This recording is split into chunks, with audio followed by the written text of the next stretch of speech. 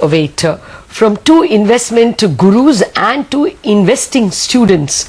Raamdeo Agrawal, the Joint Managing Director, and Motilal, Oswal, Financial Services, has just returned from the Berkshire Hathway annual general meeting, where, of course, he heard the sage of Omaha, probably sat at his feet and learnt a great deal of lessons. For those of us who are not very fortunate to attend this, perhaps the holiest of holy places for investing, Raamdeo Agrawal is going to give us an aankhon dekha haal, a ball-by-ball commentary of what happened over there. Raamdeo, thank you very much for dropping by. We are really eagerly looking forward to this conversation. Why don't you begin by just telling us how the ambience is, what exactly happens, how long is this AGM? Yeah, but Lata, this time it was streamed. They had, I think Yahoo Finance streamed it, and a lot of people they saw it, and I believe it was presented very well because they get it's like watching IPL from stadium and watching on the TV. So a lot of people prefer watching from the TV because in TV you can see the ball coming and his face and his expressions and all. I was kind of it's a indoor stadium of almost 45,000 people, and it's almost full. In fact, this time little bit of that top end was not there. Instead of 45, maybe 40,000 was there because it was being streamed, so a lot of people might have not traveled. Okay. But it was almost full. Same, this thing. I think the first thing which happens in the morning is that they have 1 hour some kind of movie, and after that the old man starts. Mr. Buffett starts with the performance of Berkshire Hathway for the quarter. Okay. So this quarter was overall it was looking to be somewhat better, but his operating performance was kind of very, very weak. Okay. So 15-17% lower than last year in the operating level. If you include the investment income, then of course it was positive, 8-9% positive. So I thought his sentiment will be somewhat lower because of performance, but I think first half was kind of a little dull. Then actually it was last 3 hours, after lunch, after 1:30.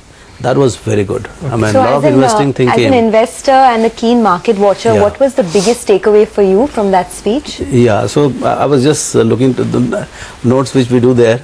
So one of the things which I was looking forward to was what is going to be the impact of negative interest rate.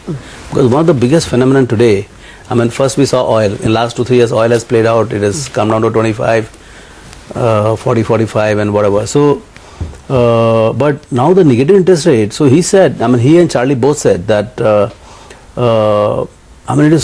it's the first time it has ever happened. Nobody has any history, and if you're not thinking enough about it, you're not thoroughly confused. So so it's very big in the sense that what he's saying is that right now worldwide right now what valuations you have, 18p, 20p, it is with the belief that long-term interest rate is 4-5%. Otherwise, reverse of 100 is, so if it is 1%, 2% permanent, so what he's saying is, if by chance investors start behaving, right now, say it has taken about, this zero interest rate is what, 2 years, 3 years phenomenon? Yeah, zero interest rate is quite a bit, it's like about when? 4-5 years now. Is it 4-5 years? Yes. So now slowly he's saying that still people are believing that it's temporary, someday it will reverse. Isn't it? Because we have never seen in our life. It will. So he's saying that day on which you start behaving, this is the new normal. Okay. Zero interest is new normal. Then you will see the asset prices kind of going through the roof. So he's saying that today one of the problem is in US is that all the assets are being bid very high. Slowly cap rates in real estate is also going up, and hence assets are being bid up because you can actually borrow at negative or whatever. At 1%, 1.5%, 2%. If you can get 8-10% yield, say he has committed some $15-20 billion in solar energy project. So he said my IRR, including the tax benefit, is about 10-11%.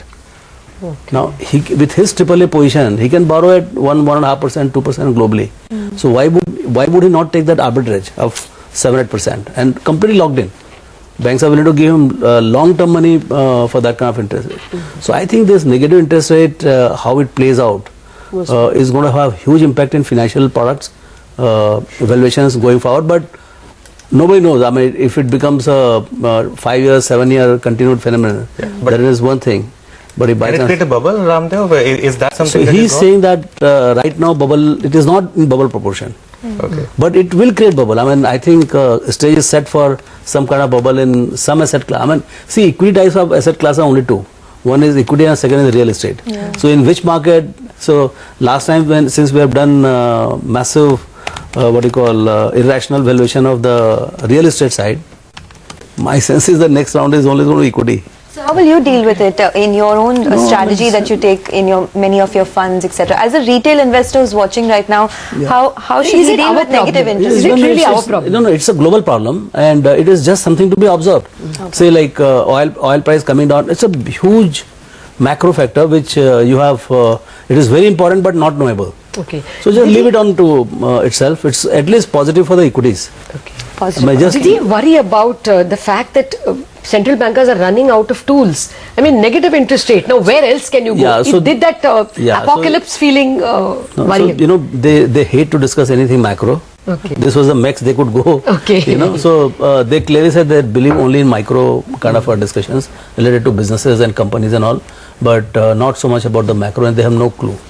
Okay. And they have no interest. He says that at anything I'm willing to buy businesses given at a reasonable price. Raamdeo, one of the most interesting bits is one of the keys of successful investing is avoiding envy. What does he mean by that? I mean, what was your key takeaway from that statement? He said that day before. Yes, he said that. In your own context, I mean, how would you put it? Yeah, so no, envy is like very simple. I mean, you are making say 40% or you have doubled your money. I have done only 30%. So I should be happy with my 30%. I should not bother about your 100%. In fact, I should congratulate you that you have made 100%. I should try to learn how I can get one or two tricks from you so that my performance can improve. We did speak to you earlier about what the FII mood on India is, and you did tell us about how positive it is. But was it very different from the last time you went to the AGM? Yes. This time it's India is arrived. Okay. I mean, like everybody is watching it.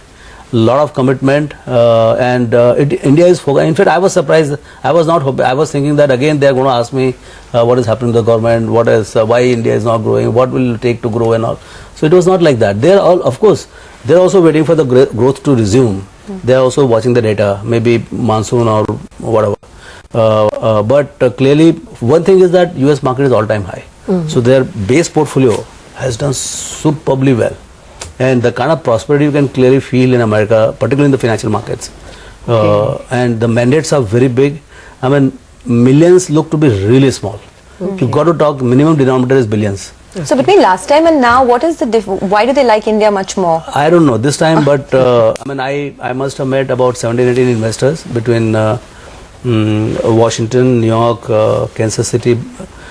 I think it's all over. They don't know how to play it. The beauty is that they don't have people on the ground, and they're not made much money in India. But for emerging market allocation, they're clearly looking at India to be the foremost country. So I think we need to play our cards well, and we are entitled to get, or we will get, good flows in the days come. In the sense that I saw one of the funds, he was saying that he's going to get mandate for $2 billion.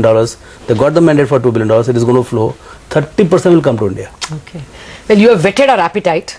We are going to take a break, and we are going to come back with lots more questions on this, what you learned from Warren Buffett and what you learned about India. Back in a minute.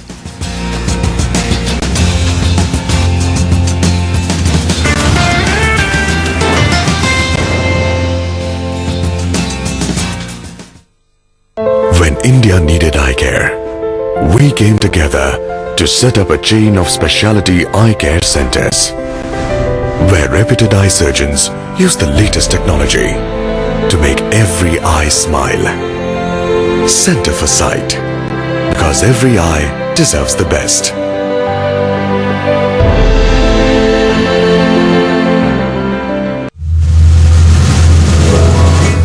Investments के मामले में self help is the best help. 100-150 stocks का solid portfolio बनाया है। कभी ना कभी jackpot तो लगेगा ही। स्टॉक मार्केट की सही टिप्स मिलती रहती है मुझे। सिर्फ एक सवाल, क्या आपके रिटर्न्स हैं इंडेक्स से ज्यादा खुशहाल? स्मार्ट इन्वेस्टमेंट वही है जो इंडेक्स बीट कर सके। तो सिर्फ एक सवाल.com पे आएं और अपना स्टॉक पोर्टफोलियो 1 से 5 साल के इंडेक्स रिटर्न से कंपेयर करें। अगर प्लस हो तो कंग्रेचुलेशंस, आप सचमुच स्मार्ट इन्वेस्टर हैं। लेकिन माइनस हुआ तो आपको जरूरत है म्यूचुअल फंड्स और उसके एक्सपर्ट स्टॉक सिलेक्शन प्रोसेस की। तो बनिए स्मार्ट इन्वेस्टर और पूछिए सिर्फ एक सवाल, क्या आपके रिटर्न से इंडेक्स से ज्यादा खुशहाल? Me versus Market, an investor education initiative from Motilal Oswal Mutual Fund.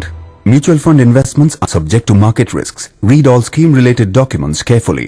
Down in the valley on the foggy hill rock stood a pretty little demon blowing his top, fire in his eyes and smoke from his head. You gotta be real cool to hear the words he said. He did a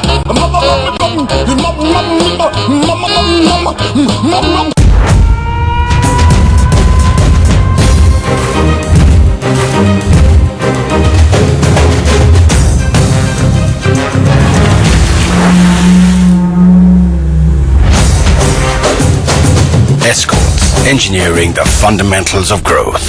India, we are ready.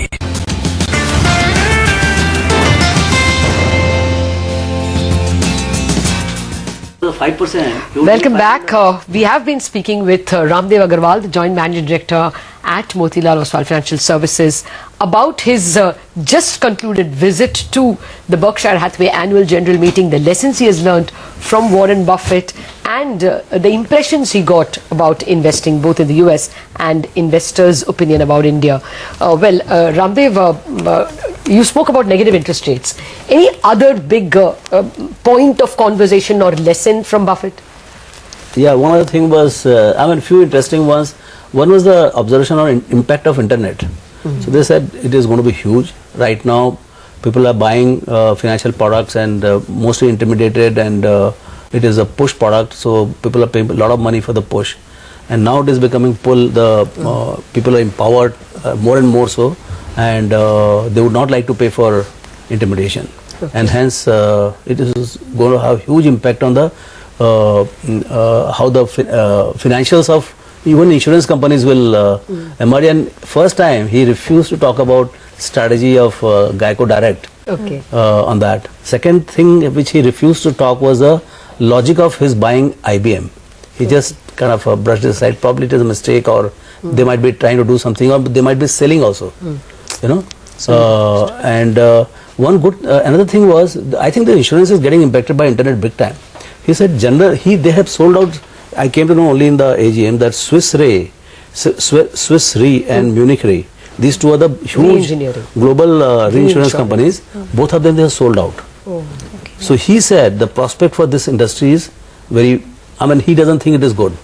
For insurance or for reinsurance? But he is the owner, 100% owner of one of the world's largest or the largest reinsurance company, that is General Re. So, when you have 100%, you get stuck with even if the prospect is going down. So that was a pain I could see. One side your minority stakes you are able to sell, but 100% stake you are not able to sell because you are married to it. Any other interesting sectors, some sunrise sectors that he spoke to or referred to? Sunrise sector, typically they are not. The way he is trying to manage smaller stocks is by giving $9 billion each to two managers. So they are doing whatever they are doing, and they don't want to discuss anything what those two are doing. What this guy is busy is that he is not wanting to do anything small. He wants to do 25, 30, 40 billion dollars single deal. One of the pain point which was there. See, this zero interest rate is all.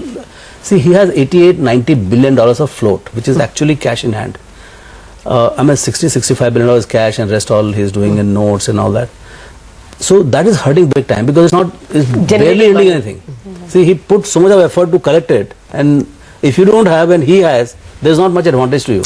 That's right. So that is also hurting the performance of Berkshire Hathway right now. Generally lower. Negative interest rates is hurting big time. Zero interest rates. There you get to realize how, because we are not in the zero interest rate situation. Absolutely. They are living in zero interest. In fact, we are still in 10-12% kind of situation. So probably it's like a sunny India and dark, entire European and American continent. So I think it will have a huge impact for India because they cannot go beyond zero. They cannot go meaningfully lower. But from our 9, 10, 12%, we can definitely go to 3, 4, 5%.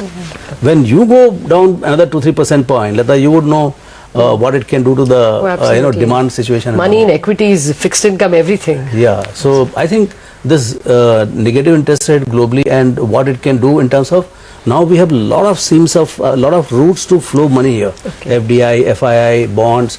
So we can see some serious flow if we conduct ourselves well.